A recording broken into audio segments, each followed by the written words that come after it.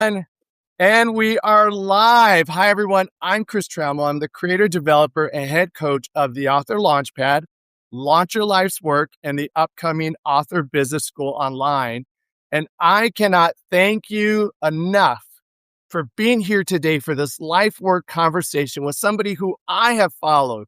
I have got to be in the wings and watch her be with our mentor and just grow and grow and grow. It is an extraordinary opportunity for me to be able to highlight this person. Usually, we're learning Substack together. Usually, I have people in their little green room so that I can speak about them and bring them on. But, ladies and gentlemen, you see our guest here. Allow me to introduce Ms. Julie Ciardi. For those of you who don't know Julie, here's going to be a fabulous conversation. We're going to talk about her journey. So here we go. I just want to read from her bio right here.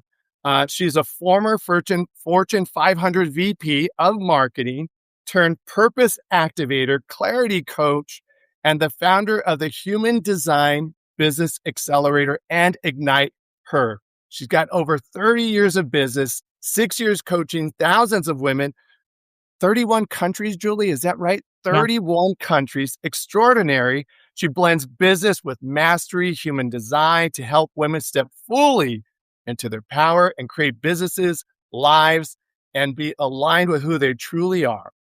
She's not here to help you play small. She's here to help you claim your legacy. Ms. Julie Ciardi, welcome to the Life Work Livecast. Thank you so much for being here. Chris, I'm so happy to be here. And as we were saying in our green room here on Substack, as we're both learning Substack, I love what's changed my life, books and podcasts. Books and conversations like we're about to have, because when we can see what's possible, it actually opens up something in us. And so books and podcasts, and now we get to do this on Substack. This is so much fun. So I'm so happy to have this conversation today. Well, and for everybody watching, one of the things that you're going to hear about our athleticism and our world of athletics in this conversation. And we like to model, because I've watched Julie, I want you guys to know, this is no joke. These are all my notes on Julie over the past 2 weeks, getting ready for this conversation, because when you have someone like her that just has this depth of knowledge, I wanted to make sure I touched on as many things as possible. And this is our first time going live together on the Substack platform. So we're learning it, we're modeling it. And one of the things why do we do this? So that progress over perfection. Yes. Right, Julie? You can't say that again. Say that again for everyone to hear. Okay, one more time, ladies and gentlemen. Progress over perfection. Do the work. Do the work. Be engaged in what you do. Refine it. Re-engage and repeat. Yeah. Because for everyone here, and I know so many people that are watching are fairly new to Substack too, and we're testing on this beautiful platform. I call it sacred ground. I think it's sacred ground here, and. I was saying to Chris as we were joining, I'm like, yeah, I haven't been on a joint live yet. This is the first one. So you know what? I started going live for the first time last week, solo. And now this is the first time together. And you don't know. You don't know what to expect, how it's going to go. And you know what? Where my camera wasn't working, so I had to use a backup camera. This is how this works, right? It's in human design, we say third line. Business is third line, which means that you are in a constant trial and error, pioneering, experimenting. Things are going to not work, and you're going to figure out how to get them to work and have a backup plan. You even said, oh, I got a backup camera in case this doesn't work. I mean, that's entrepreneurship. That is what we're doing here. There you go. Right. And so you gotta be ready. That's what we're doing. We're modeling, how this can be. And you know what? This is really fun. I'm so happy to have this time with you today. So thank you so much for having this conversation. You're welcome. Thank you very much. Okay. So let's just give us a little bit of Julie Ciardi for people who don't know you. I think people do know you, but who are you? What do you do? Who do you do it for? And what brings you to this point and place in time here on Substack? Yeah, so I'm 51. I am proud of that. So I Proud don't Gen I'll X. say it Let's all go Gen X. Gen X. I am proud to be 51. I have never been happier in my life or more fulfilled, by design and by intention. I'm a mom of 3. I have a 22-year-old, a 20-year-old, and a 12-year-old. And I absolutely love being a mom to adult children. No one told me this, so I wanna share it for all the parents out there that, are, like, trying to hold on, to, like, their kids being young. It's amazing having adult children. I know we'll probably talk about that. I'm a former IBM vice president of marketing and sales. I spent 25 years in corporate, but I also before then, I mean, I've been studying business since I was 18.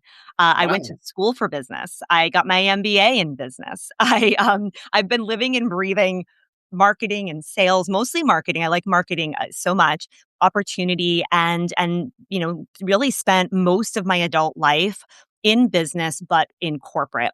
And at around the age of 41, I decided I was done with that. And it was time. And I made the big, bold move, which I know we'll get into a little bit about this backstory because it's pretty bold. Yeah. Made some big, big, bold moves that were Yes. not very popular moves, and started my own business because I knew that I wanted to do this before I died. To be honest, I had this whole revelation. I know we're Mm. going to talk about books. Um, the top 5 regrets of the dying.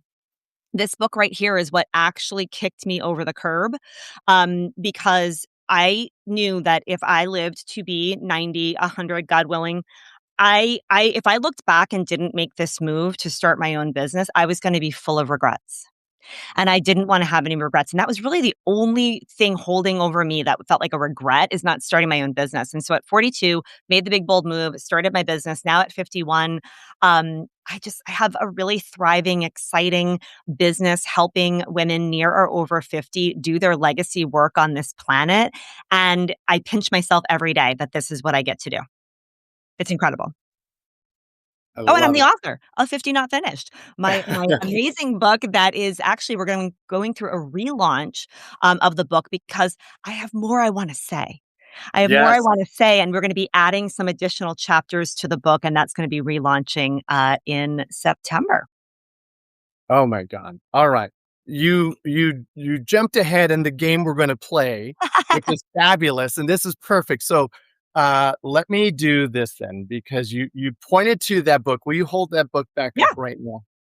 Top 5 Regrets of the Dying. Bronnie Ware, who is on Substack, by the way, she's on Substack. What's her name again? Bronnie Ware.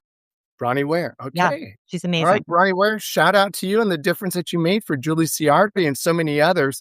So this is great. Let's. I do have an outline that I'm going to try and follow, but You mean we're going you mean you're gonna try to get me to follow? to. 'Cause I already jumped ahead. Absolutely perfect. Um, One of my mentors at one time told me, Chris, you want to stop sweating the small stuff. This is about 2010. And I was like, yeah, sure. And inside of this men's group, he says, okay, I want you to go be a hospice volunteer. I'm like, what's that? He says, perfect. Here's a number. Call Ida, do whatever she says. I'm like, okay, fine, I'll do that.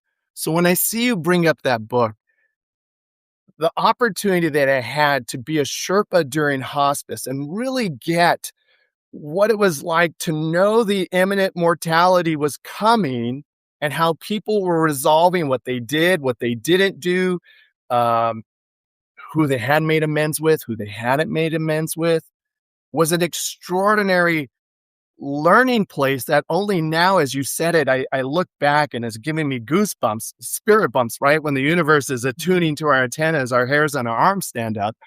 And I was like, wow, this is part of that process of understanding from where we are in the living space. What do we get to do with what's ahead of us? Exactly. Because on that other end, we're looking back saying, what maybe did I not do? So that is a beautiful way to kick us off, Julie. Yeah. Thank you for that. Yes. What an amazing opportunity. I mean, and that is what the book is about. She was a hospice caregiver, and she wrote about the patterns that she saw come up and really rolled up to 5, like 5 top regrets. And so I'm sure you just having that hands-on experience was just life altering for you as well.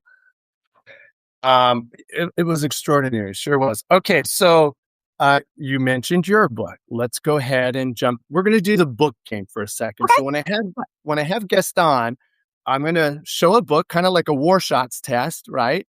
And then I'm going to ask you something, and you're just going to flow with it. So I've got 50 Not Finished, a midlife manifesto for Gen X women. Oh, just feather the hair and give me some Levi jackets, I right? love it. One I more miss time. it. I miss some of the fashion. I love it. And what it was, the ankle warmer socks, all the little bracelets that you would wear. The jelly bracelets. Exactly, the Yep. jelly bracelets. Rewrite the rules and reignite your purpose. So let's talk about the author journey for a second with your book. How long did it take you? How many hours a day did you put in? So for those that want to write a book, this is your opportunity to give them some waypoints about the process. So good. I love it. And I do think it's going to be very different for everyone. I'm in very deep into human design, and I do think that everyone's going to do it in the way that's right for them. I'll share what worked for me. This book was in its process for the last 5, 6 years. And what I would do is I knew I was going to write it. The original title was going to be called Ignite Her, which is kind of, my two words that I've trademarked. There are kind of our core words of what we do. Those two words is really the mantra of my entire brand. It was going to be called Ignite Her. And I started writing it where I knew I wasn't going to be actively writing it and publishing it anytime soon 6 years ago, but I knew I was going to. So what I started to do is I just started to make sure that I was gathering my thoughts. I was starting to write things down to keep a repository of the ideas. And then I also created just this like huge deck of index cards where every single card was an idea. So if I had an idea in the moment, I would write it down, I would add it to the index cards. So Okay. I literally had a stack of index cards about this thick. And Wow. when I made the decision that now it was time to actually start writing for publication, and I wanted to self-publish this particular book for certain, I knew that without a Mhm. doubt. Um, I started to write, but I did something a little unique. I took a lot of transcripts on all these ideas because I was talking on all these ideas at all times. So I did a lot of Yes. transcript work because it was my voice, it was what I was already talking about. So I used a lot of that because you can also speak your book. I'm a big more I speak more clearly, more in a more articulate way and in a flow than I do Yes. write. So I did a lot of speaking and then transcripting. And then I took all the pieces, and I think you're gonna love this, Chris. You don't know this. I took all the pieces and I booked an Airbnb in the woods of Massachusetts. Okay. Wow. I grew up in Massachusetts. I live in New York now, but I booked an Airbnb for a whole week. And I told my husband, my kids were in college, my two older were in college, my youngest was still here with my son, my husband. And I said, I gotta just lock myself up. Like, this is what worked for me. Like trying to like write it in the pockets of my day, wasn't gonna work for me. Right. So I spent an entire week by myself, like a little Ralph Waldo Emerson, like here, right? Yes, I Literally hear went it. in the woods and I wrote. I only left to go for a walk every day, and that's what I did, and I was able to get my first draft to the publisher. I self-published, but I was working with, like, a self-publishing company, and I got my first draft to them at the end of that week, and then we were just iterating on it from there. So that was my process. I mean, it was, like, 6 years in the making, but it was a lot of parking lotting it, like 6 years. yeah, yeah, 6 years. It was I Wow. knew it was gonna happen. I just kept kind of putting those ideas and those topics first in like Google Docs, then in those note cards, and then finally really put that dedicated time to pull it together. And as I just told you though, we just when we opened this discussion up, we talked about doing things messy and experimenting and doing Right. things for the first time that I didn't want to wait until it was perfect. And I got the book out there. Well, guess what? New ideas have come in. Like I want to write a whole chapter on adult children motherhood because there's so much out there about motherhood at every single stage of life of kids, except when they're adults. And there's just, to me, I feel like there's so much beautiful things to talk about and to share there. So, like, I have probably about 5 more chapters that are going to go into the book. And I'm going to be releasing the next version of it in September, which is really exciting. So you know what? It got out there. It's been changing lives, but at the same time, I'm going to be updating it, and that's okay. Bravo to everything you said. Ladies and gentlemen, I want to highlight what Julie just gave you permission to do. And I want to bookend this as well. She gave you time to do the deep work, right? That Cal Newport deep work to like, okay, how am I going to develop this? And one of the things that I do when I've been writing my book, and I'll share it in a second, is I will say chapter, but I don't number it. I just give it a title. So in the advanced reader copy, I printed the chapters out and then I laid them. I started looking again. What's the sequence I want this book to follow? And I've moved it a few times, and so that's what I'm working on right now. And then this part about just giving yourself that time to be alone with it and to go back into it and to feel it and to imbue it, and then say, okay, this is what I want to bring forward to the world. Yeah, it's pretty cool. I did the same thing with those note cards. I did just what you did. It was kind of like, what would the flow be, and moving them around, and just I needed it to be physical and moving it around instead of just this big document, And it sounds like you're doing the same thing. And I think it's so helpful to have these conversations to give people ideas of how they can make writing their best work, writing their thought leadership, putting out what their story or whatever they're bringing out. Do it. Like, just do it. If you're feeling that feeling inside of you that there is a book in you, there is. I think there's a book in all of us, quite frankly. And it doesn't have to be so overwhelming if you kind of take some of these tips that we're talking about. Yeah. And the intersection I want to point to with 50 Not Finished is you couldn't have wrote this book in your early 40s. No. You couldn't have wrote this book. So oftentimes, and we'll talk about the age of wisdom, because that's one of the things that I know we both listen for, this wisdom that starts to show up 45, 50, 55, 60, and beyond. This book was, there were embers inside of you waiting for this opportunity, for this fire to rise up and be like, this is it. This is the intersection in my life where my wisdom is as best as it could be right now. I'm going to turn it into this book. I'm going to put my process and my promise and what I believe is true for others in this world into this book. Yeah. So when I work with clients on developing their developmental journey, what workshops were you doing? What were you actively doing so you could test the material that was going to go into the book in real time? Were you doing anything like that? Yes, I love this conversation. So my clients who are here and watching, they'll know I'm all about co-creation, right? I believe that most of us, not all of us, but most of us really thrive when we can co-create our work with others.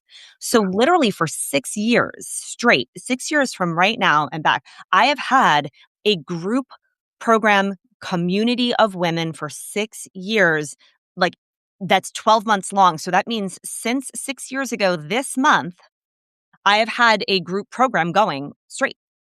Like no gaps, no stops, like literally just since 6 years ago straight. And those women and my ability to test learning material, tools, different things I wanted to bring in, they were all a part of this book. In fact, one of my clients who read the book, it was so fun. She was one of my oldest clients. And the entire book she had tabbed. You know how you can buy those like sticky note tabs? She's like, I ran out of tabs. She goes, this was like all of your work that I've loved in one place for me right now, right? So that was really cool to see because they helped me.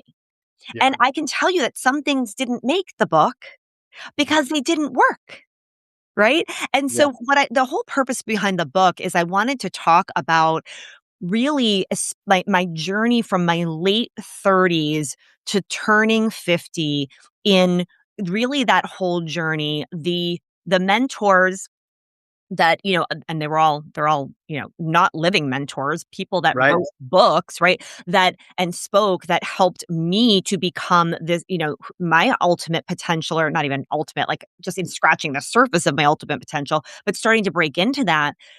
And what's in that book, I was sharing every step of the way with my clients. Mm. So I was getting a real sense of what was resonating, what wasn't resonating, and was really able to. So that book is 100% co-created by actually working with clients with an incredible community of women across the globe for the last 6 years.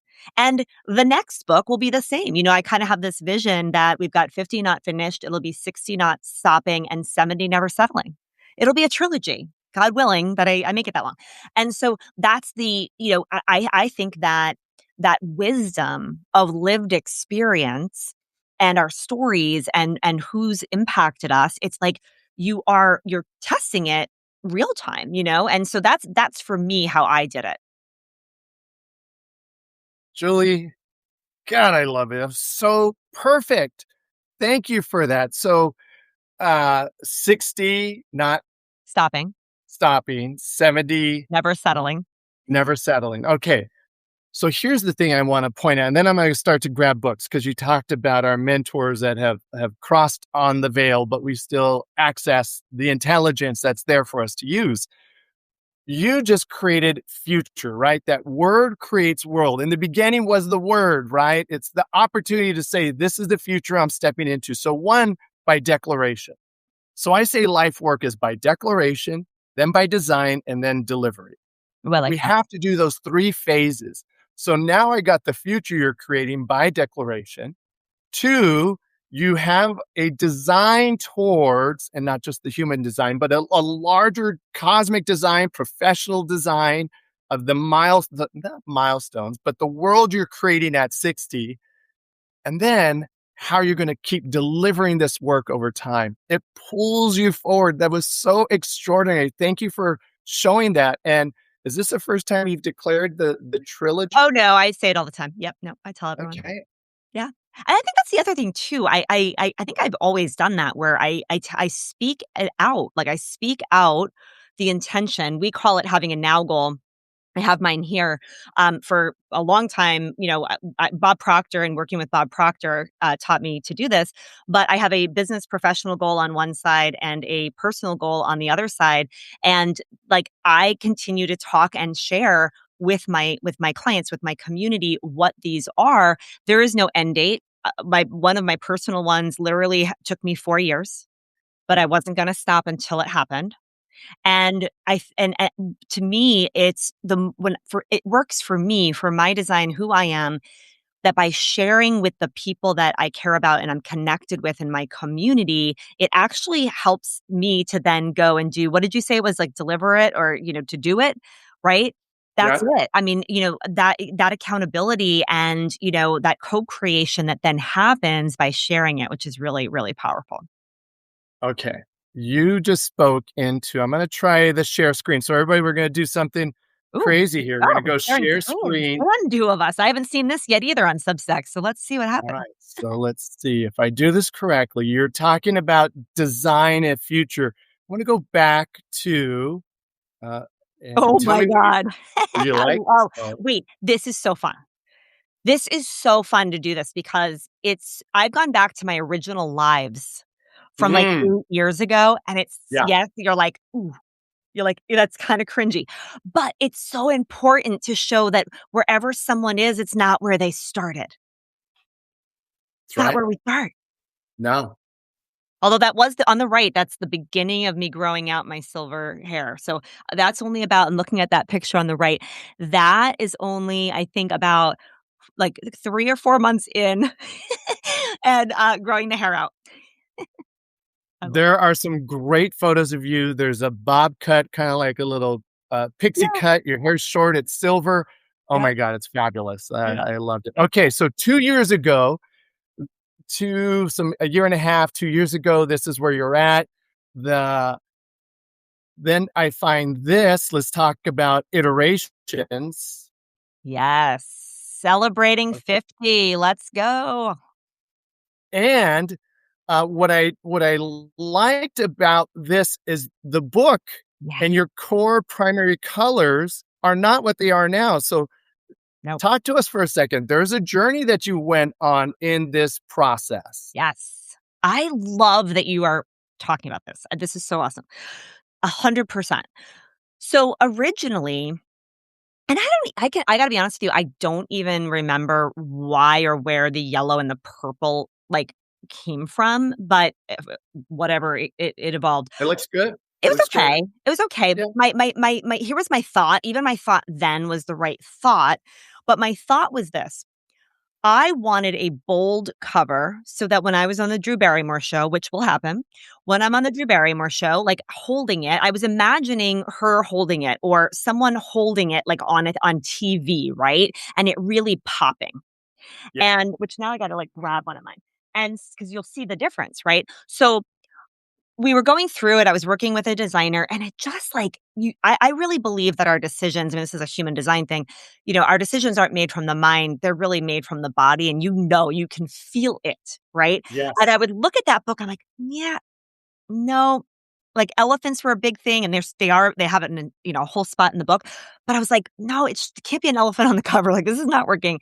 And I went through 3 designers and the color red began to take shape as I continued on my own spiritual journey. And I really became obsessed with Mary Magdalene and studying Mary Magdalene and, like the red being very symbolic of her and all the things. And I was like, you know what? I feel like red needs to, like, something fired up in me, right? Like ignite her. And, just red started to speak really boldly to me. It was also a color I was playing with because once you go with this silver gray hair, especially for me as a female who enjoys like putting makeup on and stuff, I'm like, "Ooh, I'm gonna need like some color because Yeah. I'm gonna literally look like I'm black and white, right? Like if I don't have a little bit of color." And so like I started Yes. wearing a red lip. And so it just kind of all like evolved around the same time. And you can see how much this pops Oh, versus what you just showed. great.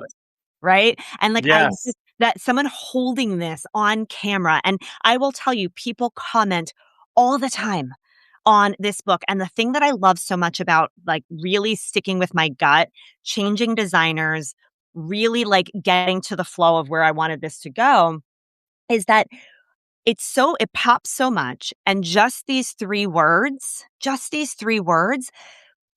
people go, yes, that's how I feel.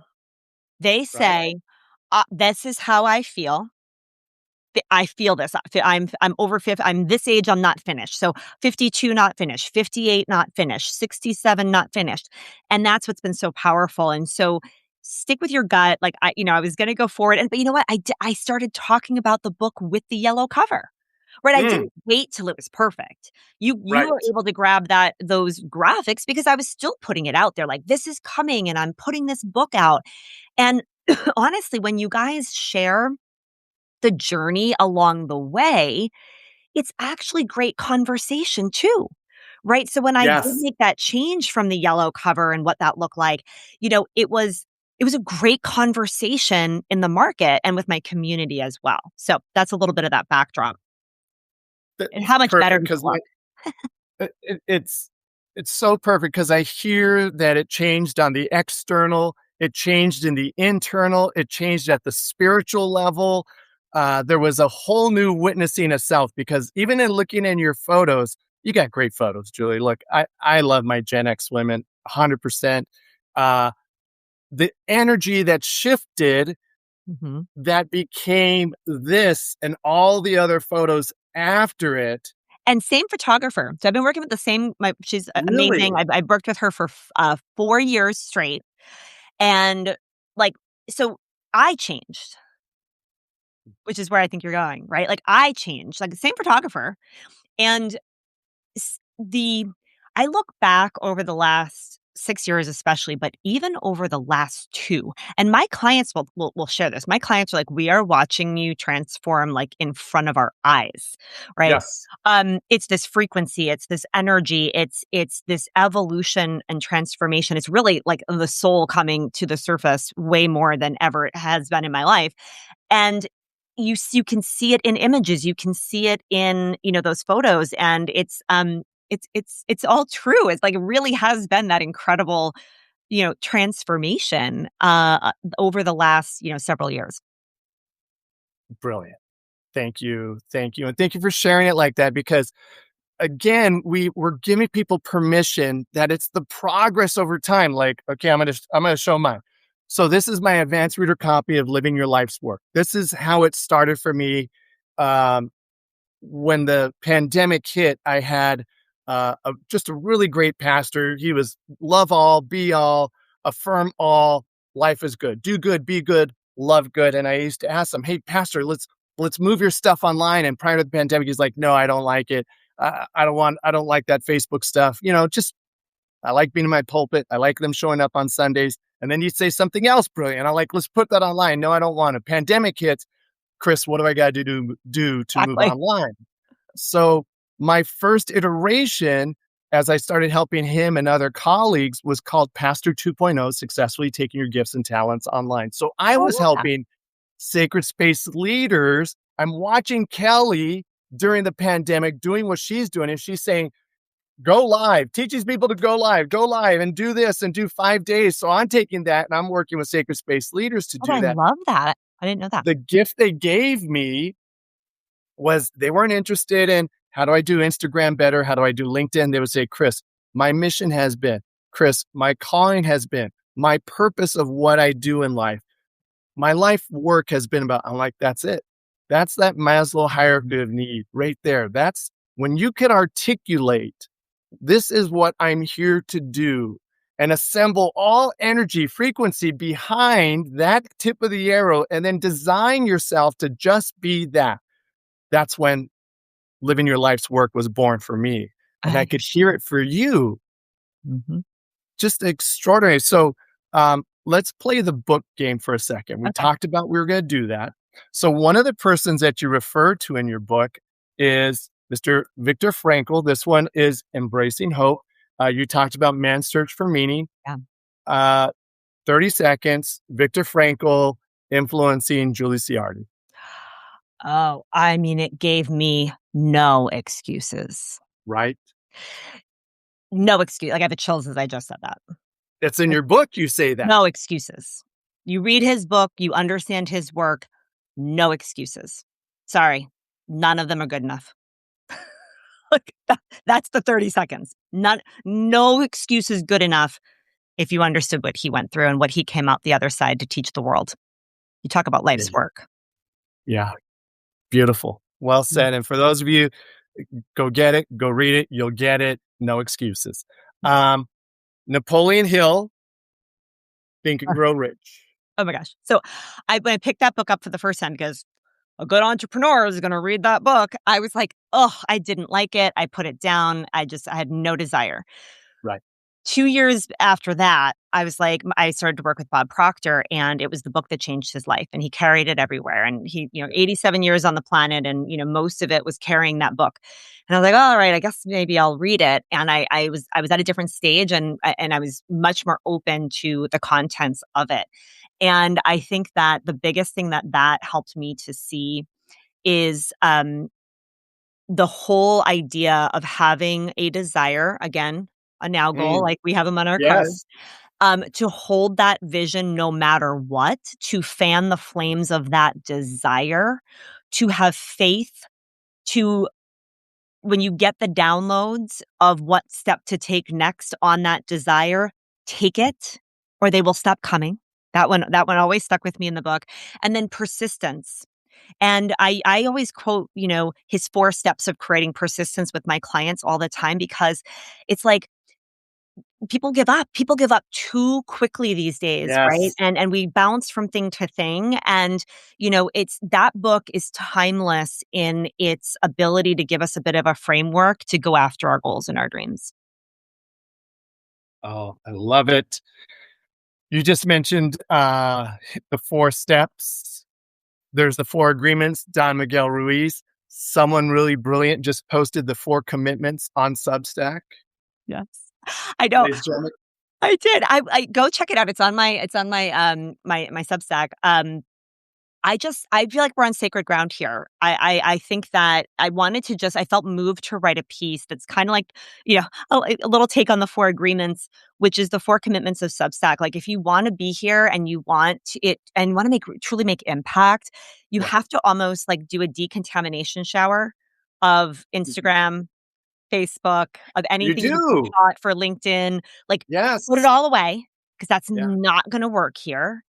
And it's about actually coming in and contributing and consuming and creating. And it's this culture. It's just a different culture. And you can't just come and post and not engage and connect with other humans. This is a human to human connection platform. And I want to respect that deeply. And so, yes, I did just write that. Yeah, go find it. It's extraordinary. Okay, so now we're gonna pick up speed just a hair because I am going to talk about the world of athletics with us. Oh, yeah. Uh, Carl Jung and the journeys of transformation, and so I didn't specifically find Jung, but you work in the domain of how we see ourselves in the world, how we witness ourselves, and that's very much the archetypes. Any influence there? Well, it's funny that you say that because actually, Carl Jung is someone that I was actually going to start looking into a little bit to round out. I've not studied his work at all, but it's been coming up in a few areas that I have been looking at. But what I think is related, at least what people have told me, is that my deep study of human design and this concept that we are all very unique, and the more that we can actually understand how we have been divinely designed, the Yeah. more the more we're going to have joy and peace in our life and to do your words, our life work. Yeah. So he's on my list actually. Awesome. Perfect. I figured because the work that you're doing very much um, has us see ourselves, right? It's uh, you have a good for those of you. I'm not going to go into quiz funnels too much here, but what's behind quiz funnels is how much we want to know ourselves. Why quiz works so well because we're always trying to know ourselves. There was this guy called Socrates that said, "Know thyself," and everybody's been like, well, who the hell am I? What am I here to do? What's my purpose? Let me go take this quiz. And it should, but then you can spend a lot of money on it and find out it frustrates you over time too. I've heard that story. Yes. So we'll leave quiz funnels for another time. Um, let's do this one. Excuse me. She's of our Gen X group. Let's take on Brene Brown, Atlas of the Heart. Understanding self, understanding our emotions, understanding how we be. You dive deep inside of 50 Not Finished in this same domain, this area of understanding self, our emotions, our changing emotions with menopause, perimenopause. Uh, how did this? How does this world influence you and your writing, and I'll why are be you choosing perfectly to do? honest, I've never read anything by Brené Brown. Really? Nope. Nope. And so it's so funny. Just so I think that's an important point. We we get attracted. I believe that we all have slivers of humanity that we're here to impact, right? Yes. 50 Not Finished is not for everyone. Right. It's not. Brene Brown's work is not for everyone. Mel Robbins' work is not for everyone. Different people's work is not for everyone. But when it hits and when it connects at the right time, I can remember I'd never heard of Bob Proctor. I mean, never heard of Bob Proctor at all until my 40s. Did you see The And Secret when it yes, came out? and it was like my brain, like my reticular activating system could not see him in that movie. Does that make sense? Right? Like I just he never landed. Crazy until it was time. Uh-huh. And then it was the perfect time in my life. But the funny thing is, I will tell you this. So, never read anything by Brene Brown, but I do know with Daring Greatly, that is my favorite quote in the world. And my father gave me Theodore Roosevelt. That's Theodore Roosevelt's work, That's right? And right. so, The Man in the Ring. Man in the Man in the Arena. Arena. I've rewritten it to The Woman in the Arena, but I have it Mm. actually framed the whole thing in my bedroom because my dad actually had it framed for me. I think I put it in the book, where he had it framed for me in my first job in a cube. And I hung it up in my little cube, no windows, right in the cubicle. And my dad was the first person to really teach me that you always have a choice. Yeah. And that was before I heard of Viktor Frankl. It was before, and he shared that quote with me, and it's like all about, yes, I will definitely post it. Someone's asking if I can post a Yes. quote. It's absolutely incredible. It's one of my favorite quotes of all time. And it's how I feel like I've lived my life, that a lot of people are going to judge and criticize. Um, but you have to be, but I'd rather be the one being judged and criticized in the arena than in the stands watching. All right. So there's spiritual context. One of the things that I say, as you just quoted perfectly, when I read my client's work, if I could find its coordinates, its siblings somewhere inside of the sacred text of all the texts that are out there, I'd be like, okay, you're on the right track. Keep going. Just keep writing. I don't do line editing. I do the developmental project management. And what you just said right there, I'm holding in my hand. This is the Bhagavad Gita. Mm. And in the Gita, it says, this is from chapter 3, verse 35. It is better to strive in one's own dharma than to succeed in the dharma of another. Ooh. Nothing is ever lost in following one's own dharma, but competition in another dharma breeds fear and insecurity. Imposter syndrome, all those things. Yes, yes, yes. Oh, I love that. So good. Right? And it's why you got to do you, boo. You gotta Got do to do you. you. Yes, you have to do you, and that's why I'm so obsessed with human design, because we fall into these traps of trying to do things one way or the way one person's doing it, and it's not necessarily the way for us, right? Yes. Which is key. Yes. Yeah. All right. So you mentioned human design. I could ask you numerous questions about, I have Marianne Williams. Oh no, I got to ask you this one. Got to ask you I this one. love it. Because you We're, like, talked nerding about out on our book insanity. Power versus Force by Ah, he has David Dr. David Hawkins has influenced me Hawkins. so, so, so much. He's in my book. He's Mm-hmm. in my I book. know. Um, the Map of Consciousness is the book that for me with him, that has just, it changed everything for me. And actually I have the chills as I say this. I might even get a little emotional. I do a daily podcast for my clients. I call it the Daily Frequency. And today I was literally talking about, like, this concept around, if we want to change the world, it has to be an inside job. And right now, everyone is like yelling and spewing things at each other like this everywhere we go, on every platform and all the things. But actually, to change the world is never going to be this. No. It's going to be going inside and actually literally changing the frequency of your being. And Yeah. Dr. David Hawkins' work is astounding. Yes. Where, Yes. 'cause I'm a science girl. If I'm really honest, like, I'm a practical science girl. I'm obsessed with science, but I think science and spirituality are like this, tied to Yeah. absolutely, like, you can't even take them apart. And I just love his work, his lifelong work of actually looking at the science of frequency being the consciousness of a human being, and actually mapping it on a numerical scale. Yes. And it's almost like it's taking, like, emotions, but it's not emotions. It's more like our frequency. Are we in this, like, it's almost like your dominating attitude. What is your dominant attitude? Is your dominant So good. attitude, like, low and in a deep, like, I always say, heavy matter?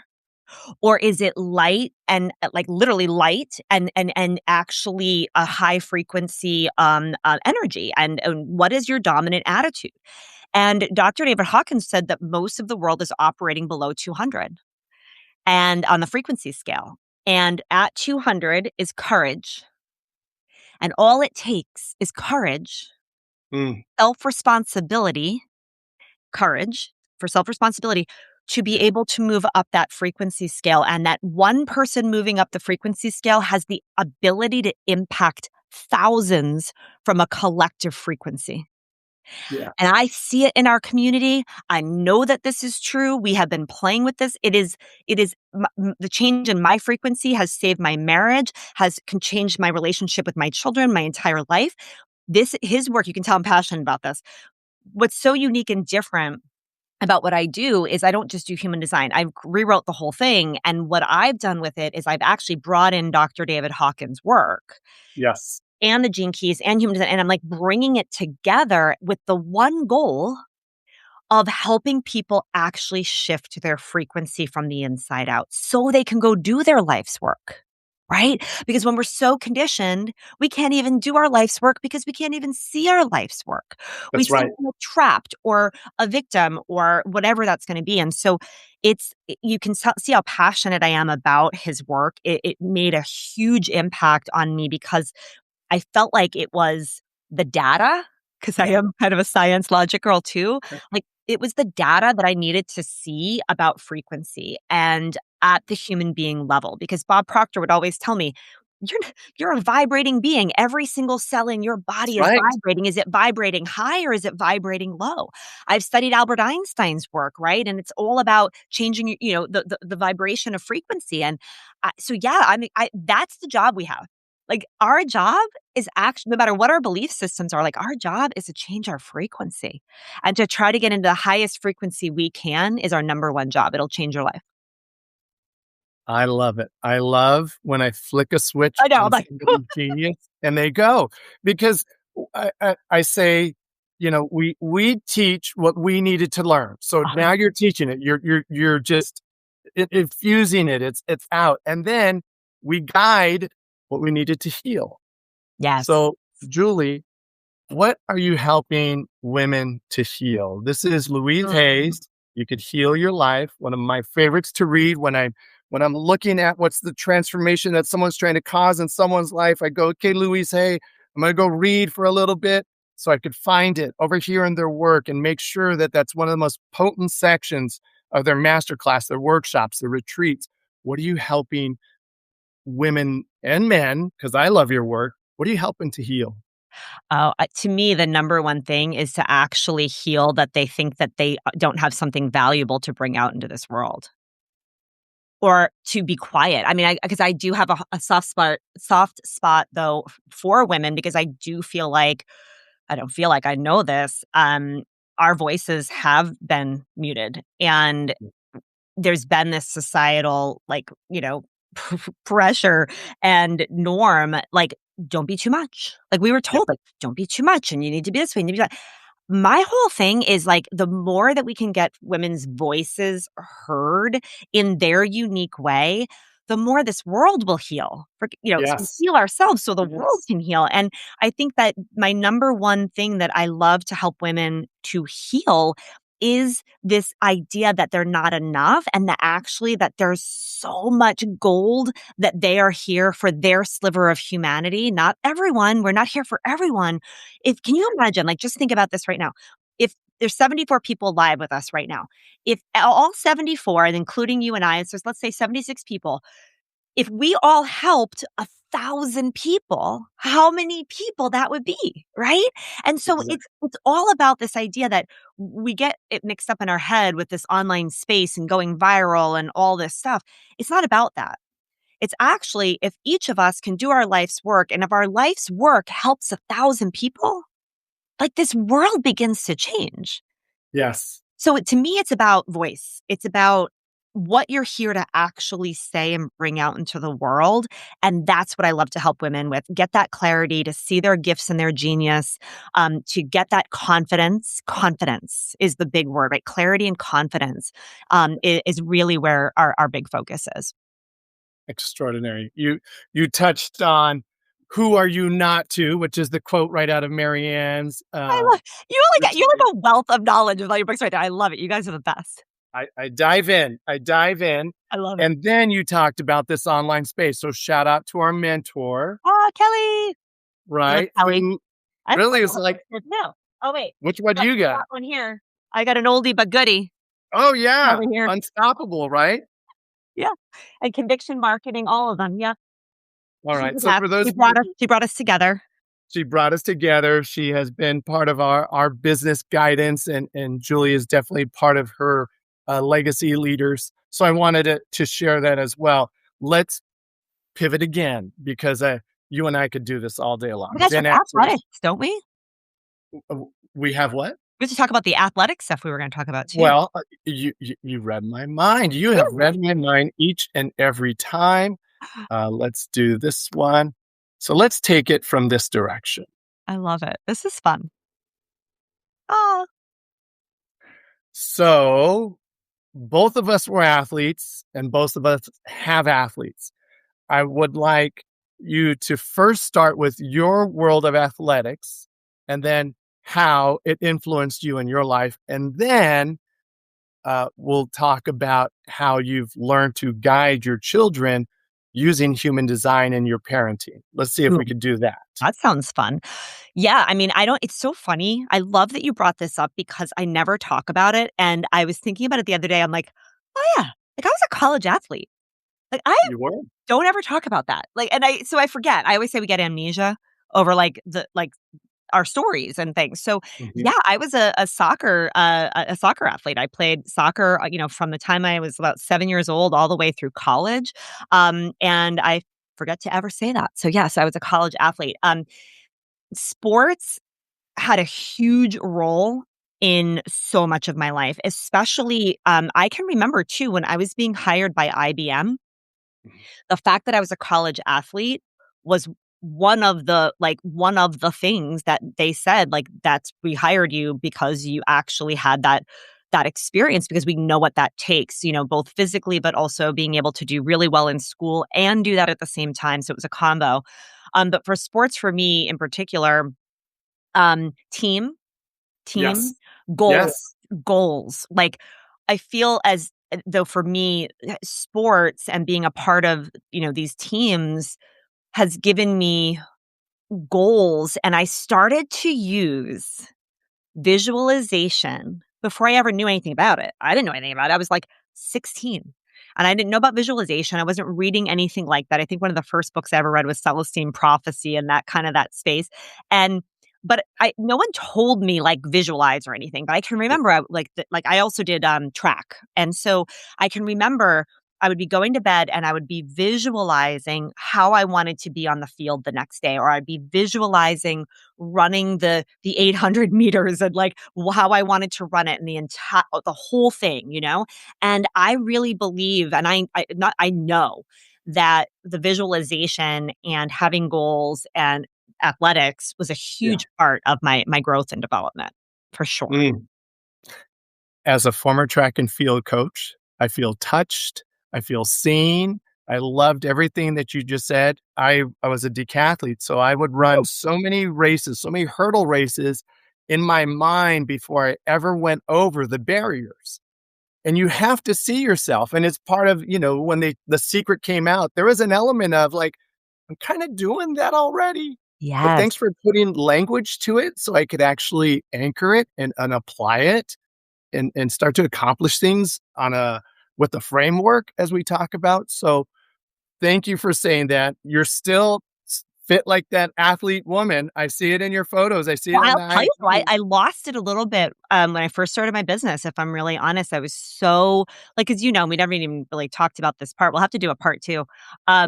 But, like, just that journey of starting a business and how hard that was and, on my marriage and my health and all of those things. But I'm back. Last 4 years, I've been back into, like, taking care of myself in a big way, and I can't not have it in my life. It's just Yeah. yeah, I know you know.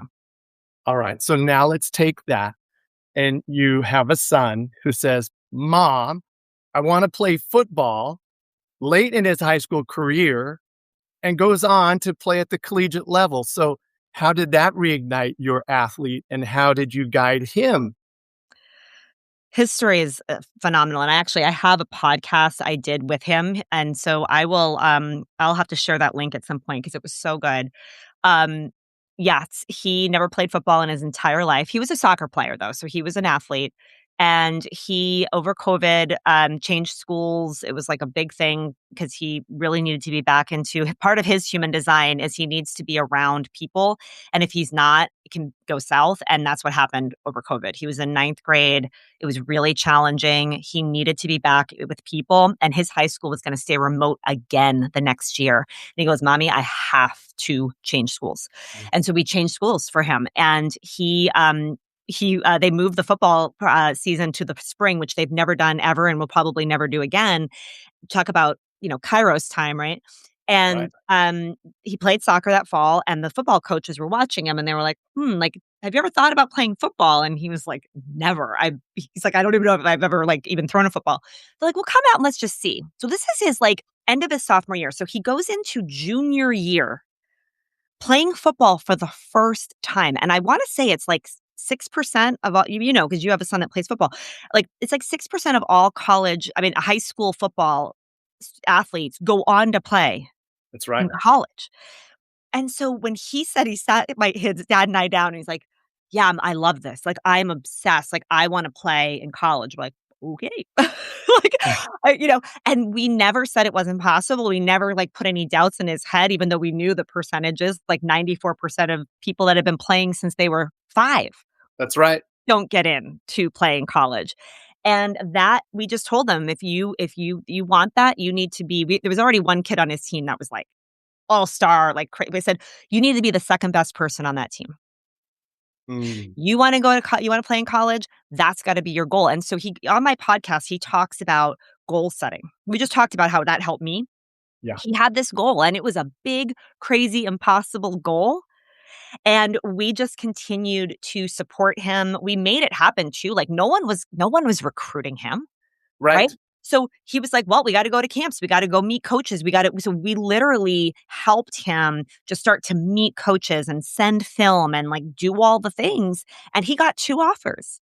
He got 2 offers that he got to decide between. He went on, he's gonna be a senior. He's a junior right now. He's gonna be a senior next year playing Division II football.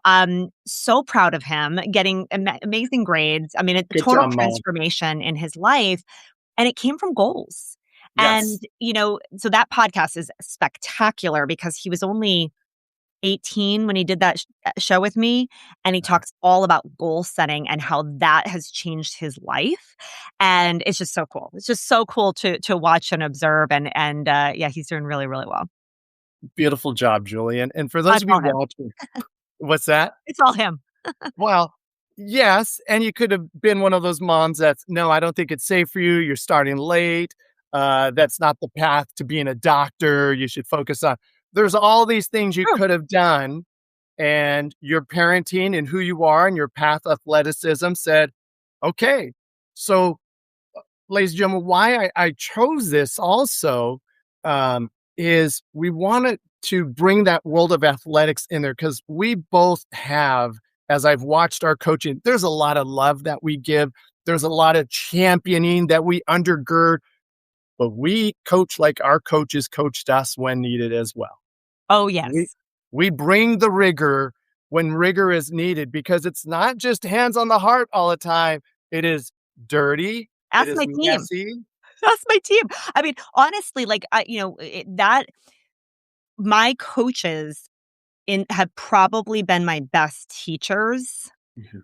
And when I say coaches, like my athletic coaches, have probably been some of Yes. my best teachers for leadership on my team, right? Because it can't all be kumbaya and everything's amazing. Like, we have to be honest. We have to, like, if we're all aligned to this mission, like, we're gonna need to, like, get honest. And I know that Yes. when coaches have been honest with me, Yeah. has been when I've had my biggest breakthroughs.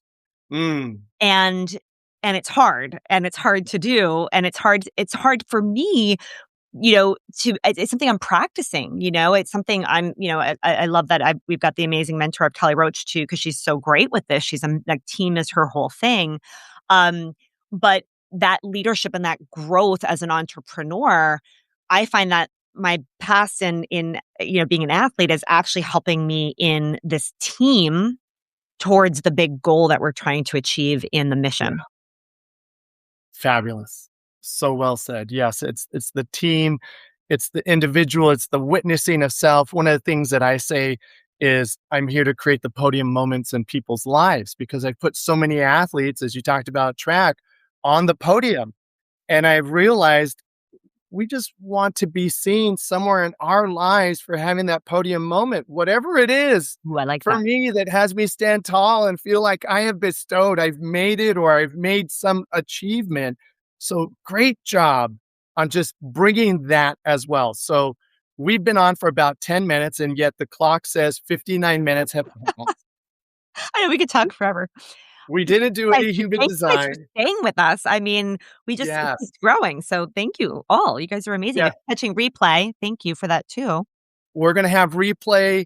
I will make sure that I get the highlights from this conversation with invitation and when it works for Julie. If we do get to talk about how to develop brand, that's one of her number one initiatives on Substack. So please do be jumping into all of Julie's trainings because they are extraordinary trainings. I have been on them as well. I'm loving the soapbox. We didn't get a chance to talk about the soapbox today as well. And We're gonna have to do a part 2. yes, we have to. Well, I still got, I've got her profit map. You want to tell people where they could do their own profit map? Let's at least Yeah, get that well, one in actually, there. you get that for free inside the Substack soapbox, but I do have a free report that goes along with 50 Not Finished. And so we can absolutely, I don't know if it's just igniteherbrand.com/50 report, 50 report.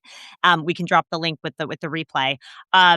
That report is like 40 pages long, incredible. Definitely grab your version of it. And you can go to my website. Yep, you can go to julieciardi.com and grab it as well. And it's a human design report, just really quick. I rewrote the entire language of human design because I found it very esoteric and a bit pessimistic and very hard to understand without a thesaurus at times or a dictionary. And so I decided to rewrite the whole language for women by a woman. And so the report that you're going to get is your personalized report, but it's written hopefully in a language that is just going to really resonate with your soul and really be aligned to what Chris has been talking about, your life's work. This is about your life's work, and hopefully this report can help give you some clarity. But yeah, it's free right there. You can grab your copy. I'd love to hear. You can let me know in a note on Substack, maybe what type you are, what your profile is, any big ahas that you may have gotten from your free report. I'd love to hear. Yeah. Julie, I'm gonna speak something into existence because I think there's a learning we're gonna get to do together. And I haven't shared it with anybody, just my inner circle. I'm working on a book right now called Your Book Is Not Your Brand. And I'm looking at all the different ways in which we get to discover what is our brand, what is our mission. Because so many times when I work with authors, I'll ask them, do you have a brand guide? What's your mission statement? What's your message? And they're like, I got a book. I'm Ah, like, oh my gosh, I got to do all this back work. So ooh, as you talk about human design, I invite all of you to take it because it's extraordinary how Julie does this. The fact that there's a level of mastery we'll talk about another time to someone to rewrite something is phenomenal. Is phenomenal. So in the event that we don't get to do a part 2, I am looking forward to it though. What are your closing championing words that you want to bestow and impart to anybody who gets to watch this replay here, Substack? I'm going to have it up on the YouTube channel. What do you want people to know about themselves as like wherever you go, there's this woman named Julie Ciardi and she's championing you. And this is what she'd like for you to know. oh, that you have something so special, unique inside of you that could literally change other people's lives. Get out there and share it. Don't wait. Take Bronnie Ware's book, the top 5 regrets of the dying. I want you to think of the thing that right now, if you were 90 years old, if you looked back, what would be the regret? Yeah. Go work on that thing. Mm. Give it life now. It's one of the best decisions I've ever made. It was scary. It was scary. Like, little side note, I sold my house to leave IBM so that I could pursue my own business. And I did that at the age of 42 with a family of 5. And my husband was a police officer at the time. It was, we made big, bold moves, and it was scary and it was hard, but I have no regrets now. Right. Like, I'm actually living my life's work. And I think that there's so many that need to hear that. Just, whatever you think you might have a regret on, go fix it now. Go Oh, fix it now. beautiful. Uh, Ladies and gentlemen, it has been a pleasure to have Miss Julie Ciardi on here for part 1 of Living Your Life Work with Julie Ciardi. I invite you back. You could find me at theauthorlaunchpad.com. Actually, find me here on Substack. You already did. And I am going to send chocolates and thank yous and whatever I got to do to get Julie back for part 2, where we get to talk about human design, ignite her, the movement she's creating, and we'll take whatever other questions you send in before then to do that. Yeah. Thank So you. with that being Thanks said, for being here too. yes, 84 of you, thank you for your time and your witness of what we got to bring to you today. Have yourselves a wonderful day. Julie, thank you. I'm going to end the live stream now. We will see you the next time. Bye for now. Bye.